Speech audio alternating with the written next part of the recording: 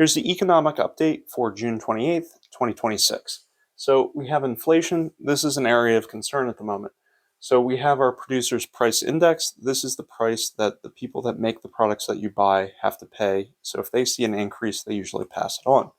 The consumer price index is basically what you see on the store shelves. And then when you look at personal consumption expenditures, this is the price that people actually paid. So typically what you'll see is the PPI will go up, the CPI will go up, and then your PCE will start to go up.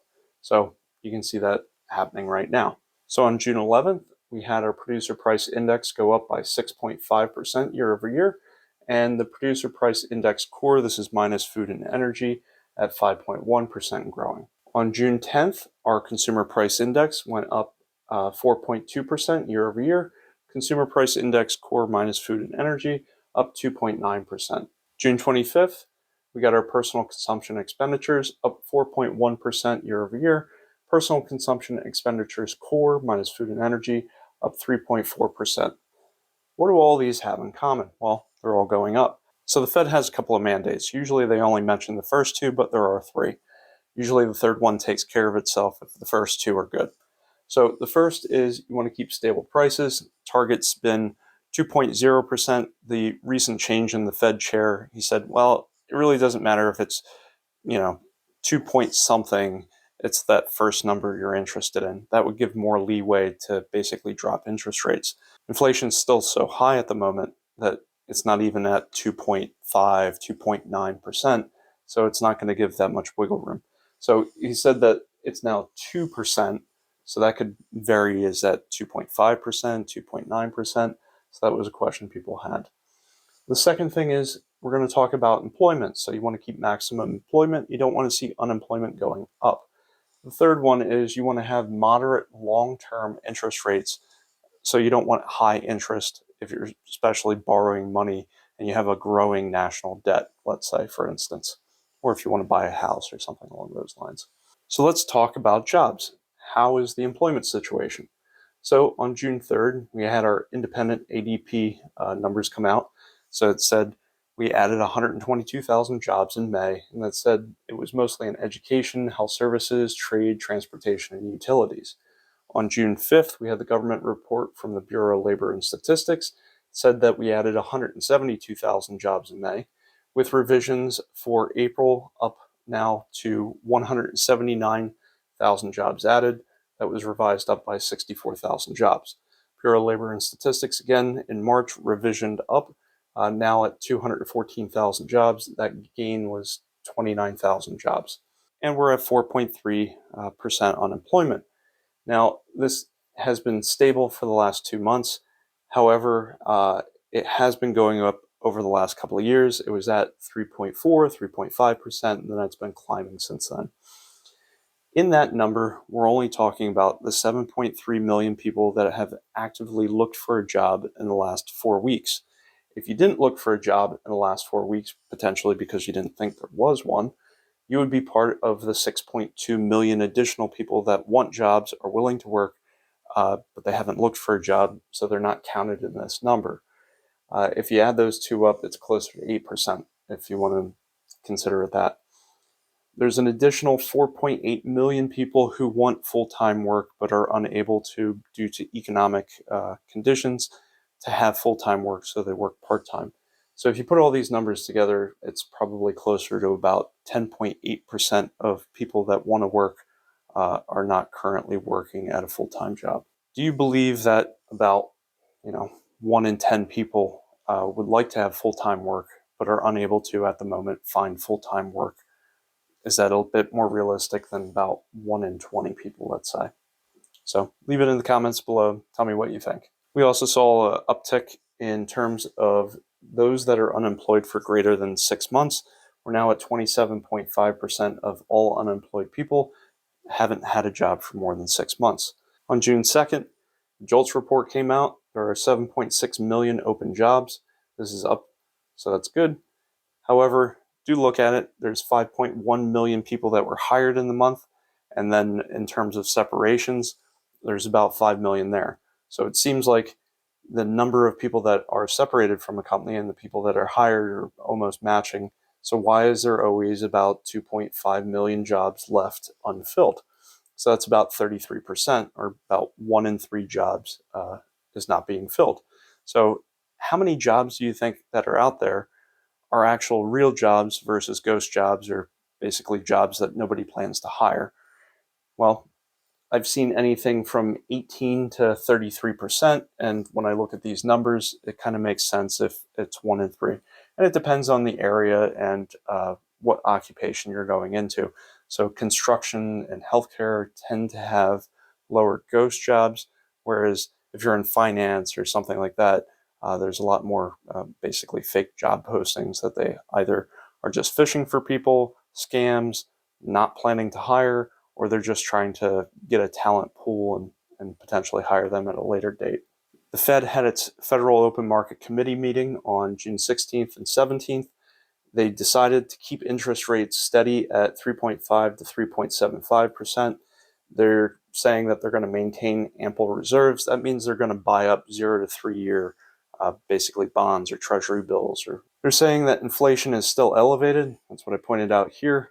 Capital investments and productivity are strong. Unemployment is somewhat steady. Economic activity has expanded. There is ongoing uncertainty with what's going on with the Middle East, and that's leading to increases in energy prices, which are also then driving up inflation. Something to pay attention to right here is that the dot plots from the Fed, they're saying that interest rates effectively are likely to hold steady or rise in 2026. So interest rates may actually go up further. And that's for 17 out of the 18 people that put that data together. For GDP, or gross domestic product, on June 25th, our first quarter 2026 got revised up to 2.1%. And we also had the GDP now number. Our estimate for second quarter is at 2.5%. So these are good numbers. 2% is respectable. It's not close to going negative. So that's good news. How's the consumer doing? On June 25th, we had personal income is up 0.7%, about 181 billion. That's good news. However, the personal consumption expenditures are also up 0.7%. So you're not really seeing much of a gain. So you're up 156 billion in spending. So where are people spending more money all of a sudden? Well, it's finance, insurance, healthcare, housing, utilities, gas, and energy. None of these are fun. These are more necessities than anything else. The other thing here, our savings rate went up slightly. 3% for a savings rate is pretty terrible, because you're not going to be able to really grow wealth throughout somebody's lifetime if you're saving that small amount of money. Really, you should have something like 15%. June 26th, we have our index of consumer sentiment. Month over month is up 10.5%. That's good news. Year over year, it's still down 18.5%. Our current economic conditions were up plus 4.1% month over month, down 26.4% year over year. We have our index of consumer expectations up 15% month over month, down 12.7% year over year. So year over year, things don't look that great, but we had a significant improvement over the past month. Some of the concerns I have at the moment, there's the yen carry trade. So basically, a lot of people will borrow money in yen because it may have a low interest rate, and then they'll change that into US dollars or some other currencies, and then they'll invest in stocks. As long as that goes up, they make money on the spread. However, if the US stock market goes down, or the exchange rate changes, or if Japan increases the interest on the loans, people start pulling money out of the US stock market. And then you see a drop in US stocks. So that's pretty common whenever there's a fluctuation in the different currencies. The other concern I had was there was a ceasefire between Iran and the US, and then Lebanon and Israel started exchanging fire, and then ceasefire kind of fell apart. It's on, it's off, it's on, it's off. I don't think this is actually going to get resolved anytime soon. So if that doesn't end and the Strait of Hormuz is effectively blocked, or any ship that passes through there is threatened that it could be sunk, people will not pay the insurance on the ships. The ships will not transit through that area, and about 20% of the world's oil will not flow out. And if that's the case, basically you'll see gas prices go back up. They went down for a period of time on the good news that effectively there was a ceasefire, and then with it being closed, or at least ships are being threatened, I've seen at least one ship that was hit. So if that keeps happening, people are not going to allow the oil to flow through, which means 20% of the world's oil is not passing through the strait. You have limited supply, same amount of demand, so prices go up. Now, the U.S. has a strategic petroleum reserve of oil at a couple of basins in the United States. This has dropped to about 332 million barrels of oil that we had just in case something like this happened. We've been drawing down very large quantities over the last couple of years for trying to keep prices low. This is at a point where it's the lowest it's been in, say, the last 40 years. So that's pretty significant. We can't keep drawing down. We will run out of this eventually. And I don't mean decades from now. What I mean is months from now. So we do need to open up the Strait of Hormuz or find pipelines around it. Yet again, another private credit company effectively is limiting the withdrawals because people are starting to try to pull a lot of capital out of private credit, because there is a lot of exposure to AI and other things where if anything goes down, it kind of all falls apart at the same time. So Morgan Stanley now is limiting its withdrawals through its private credit. Another area is IPOs, initial public offerings. There's been a lot of hype with SpaceX and some others, and do realize that a lot of IPOs, you'll have the IPO, it'll have a huge gain in a short period of time because there's a lot of excitement and there's not a lot of supply. There's not a lot of shares that can be sold. And the reason for that is they have a lockup period. And these lockup periods could be anywhere from a couple of months, maybe 3, 6, or 12 months. So with the IPO lockups, you're going to find that there are different times when more shares come on the market. More shares effectively are more supply. When you have a lot of supply and there's not as much hype and there's not as much demand, prices generally go down when you have a large amount of shares effectively flood the market. So they're trying to do it where it's not 180 days. They're doing it where, in August, they'll release 20 to 30%. And then sometime around October, November, they'll release another 28%. And there's a couple of other, 7% tranches where they'll release it. And then about 180 days in, the majority of shareholders that had it before the IPO will be able to sell their shares. And then larger shareholders like Elon Musk will hold it until 366 days.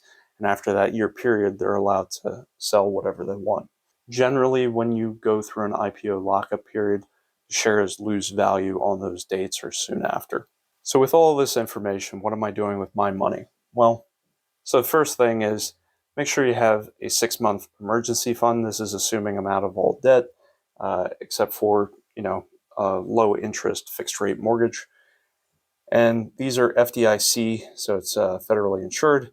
And I keep it in CDs and high yield savings accounts. A lot of these I still have at 4% or so.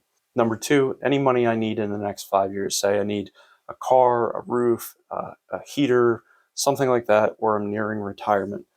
Any money I need in that next 5 years, I'm going to put it into CDs and high yield savings and make sure that it's FDIC.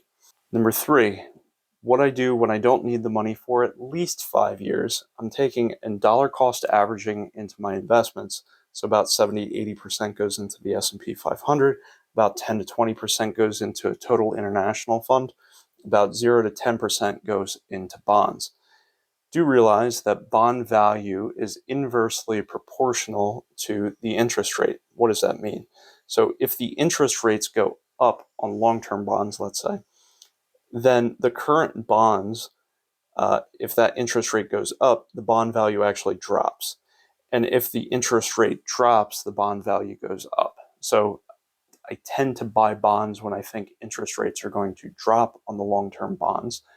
And if I'm in fear of, say, inflation going hot, and I think interest rates will go up, then I will not buy bonds because then my value on the bonds goes down. I also hold a lot of metals, so I hold maybe like 200,000 in, say, gold and silver and aluminum, copper. I make body armor as well. I also reinvest a lot of the money that I make out of various businesses. So I have farm stand, other businesses, YouTube, and if I have any additional ideas, if it seems like there's a high probability of success and a low risk, I tend to take those as well.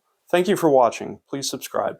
I cover a lot of financial topics such as how to make more money, how to save, how to invest, how to be an entrepreneur, how to limit your risk and start with very little upfront capital. If any of those interest you, please subscribe and have a great day.